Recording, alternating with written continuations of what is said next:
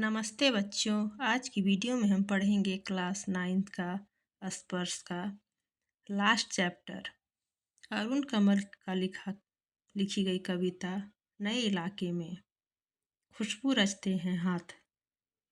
अगर आपने चैनल को अभी तक सब्सक्राइब नहीं किया है तो सब्सक्राइब कर लें, क्योंकि वीडियो में नीचे प्ले लिस्ट में लिंक दिए गए हैं। अगर आपने सारे चैप्टर नहीं पढ़े हैं तो वहाँ से पढ़ सकते हैं।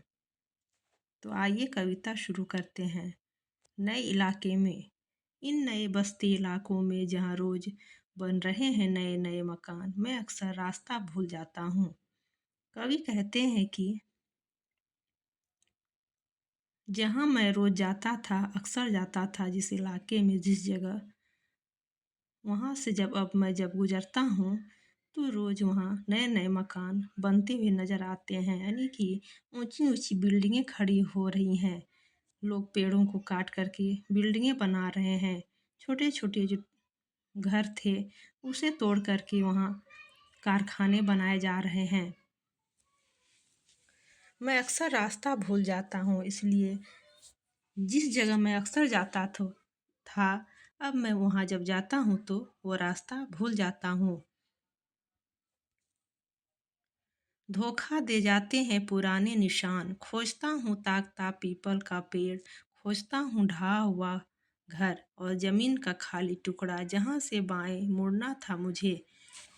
फिर 2 मकान बाद बिना रंग वाले लोहे के फाटक का घर था, एक मंजिला।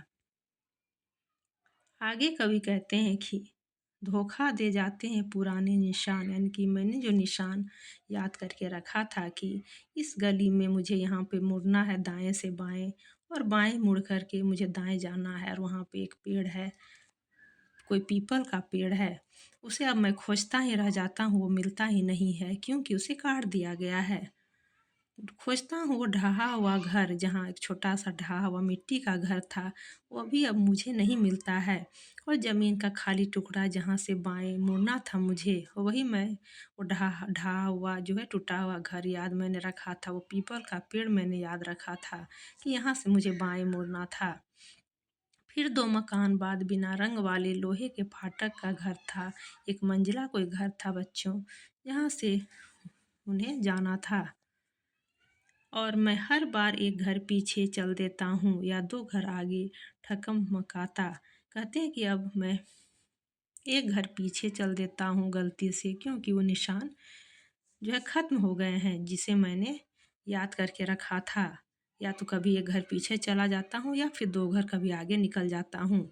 यहाँ रोज़ कुछ बन रहा है, रोज़ कुछ घट रहा है। यहाँ स्मृति का भरोसा नहीं। कहते हैं यहाँ कुछ न कुछ नया रोज़ बन रहा है। कुछ नए मकान बन रहे हैं तो कुछ छोटे छोटे घरों को तोड़ा जा रहा है। और अब तो स्मृति पर भी भरोसा नहीं रहा। जो स्मृति थी, जो यादें थी, अब तो उस पर से भी भरोसा उठ गया है, क्योंकि हर दिन कुछ न कुछ यहाँ बदलाव आ रहा है। एक ही दिन में पुरानी पड़ जाती है दुनिया, जैसे वसंत का गया पतझड़ को लौटा हूँ, जैसे वैशाख का गया भादों को लौटा हूँ। अब यही है उपाय कि हर दरवाज़ा खटखटाओ और पूछो क्या यही है वो घर। समय बहुत कम है तुम्हारे पास, आ चला पानी ढहा आ रहा आकाश, शायद पुकार ले कोई पहचाना ऊपर से देखकर। कहते हैं कवि कि एक ही दिन में पुरानी पड़ जाती है दुनिया। एक ही दिन में मानो कि दुनिया में कितना बदलाव आ जाता है, कि जैसे बसंत को गया था और पतझड़ को लौटा हूँ, ऐसा प्रतीत होता है एक दिन के बाद ही, कि मानो वसंत को गया था और पतझड़ के मौसम में लौटा हूँ, जैसे बैसाख को गया था और भादों को लौटा हूँ। अब यही एक ही उपाय बचा है कि हर दरवाज़ा को खटखटा कर पूछो कि क्या यही वो घर है जहाँ मुझे जाना था। समय बहुत कम है तुम्हारे पास, आ चला पानी ढहा आ रहा आकाश, शायद पुकार ले कोई पहचाना ऊपर से देखकर। कहते हैं कि समय जो है बहुत ही कम है तुम्हारे पास, क्योंकि वो जो मकान, जो आकाश से जो बारिश हो रही थी या होती है, उसमें वो जो ढहा हुआ मकान था, यानी कि मिट्टी का जो घर था, वो ढह गया, वो टूट गया। शायद पुकार ले कोई पहचाना ऊपर से देखकर। अब तो एक ही उपाय बचा है कि कोई छत से मुझे देख कर के पहचान ले और मुझे आवाज़ दे। और अब है कि खुशबू रचते हैं हाथ। इस कविता को 2 भागों में बाँटा गया है। तो ये दूसरा भाग है। कई गलियों के बीच, कई नालों के पार, कूड़े करकट के ढेरों के बाद बदबू से फटते जाते इस टोले के अंदर खुशबू रचते हैं हाथ। खुशबू रचते हैं हाथ। कहते हैं कि कई गलियों के बीच और कई नालों के पार जो है एक कूड़े करकट का ढेर है। उसके बाद बदबू से फटते जाते इस टोले के अंदर वहाँ बदबू ही बदबू आती है और खुशबू रचते हैं हाथ। खुशबू रचते हैं हाथ का तात्पर्य है बच्चों की, जब आपने देखा होगा कि जो अगरबत्ती हम लोग पूजा के काम में यूज करते हैं वो जो है झुग्गी झोपड़ियों में ही बनाई जाती हैं।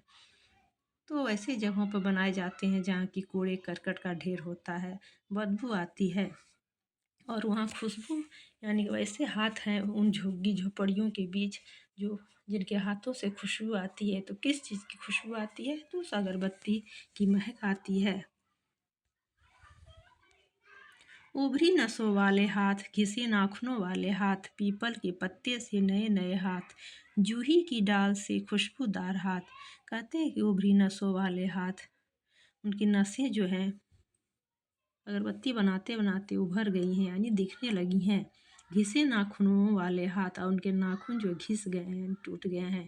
पीपल के पत्ते से नए नए हाथ, और पीपल के पत्ते के में जैसे पत्ता आता है पीपल में नया नया, ठीक वैसे जूही की डाल से खुशबूदार हाथ, और जूही की कली से जो खुशबू आती है जूही के फूलों से, वैसी खुशबू इन हाथों से भी आती है जो अगरबत्ती बनाते हैं। गंदे कटे पीटे हाथ, जख्म से फटे हुए हाथ, खुशबू रचते हैं हाथ, खुशबू रचते हैं हाथ। तो गंदे कटे उनके हाथ जो है बिल्कुल गंदे होते हैं और कटे हुए होते हैं, जगह जगह कटे हुए होते हैं, जख्म से फटे हुए होते हैं, और उसी हाथ से जो खुशबू आती है यही इस गली में बनती है मुल्क की मशहूर अगरबत्तियाँ।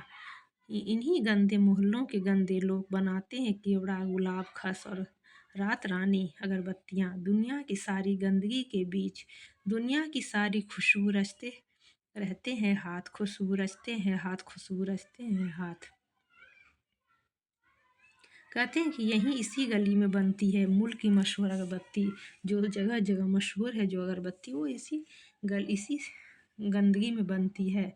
इन्हीं गंदे मोहल्लों के गंदे लोग बनाते हैं इसी मोहल्ले, यानी ऐसे ही मोहल्लों में जहाँ की गंदगी है, और यही गंदे लोग जिनके हाथ गंदे हैं वही बनाते हैं केवड़ा, गुलाब, खस और रात रानी अगरबत्तियाँ।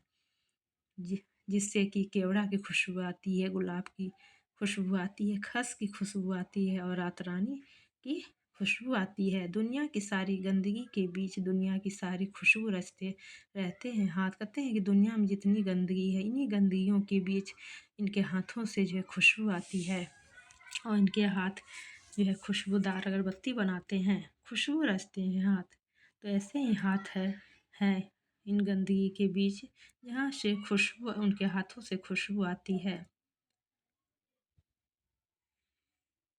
तो बच्चों, अगर आपको ये वीडियो अच्छी लगी हो तो वीडियो को लाइक करें और चैनल को सब्सक्राइब करें, और नीचे डिस्क्रिप्शन में लिंक दिए गए हैं। अगर इसके सारे चैप्टर आप पढ़ना चाहते हैं स्पर्श के, तो आप वहाँ से पढ़ सकते हैं।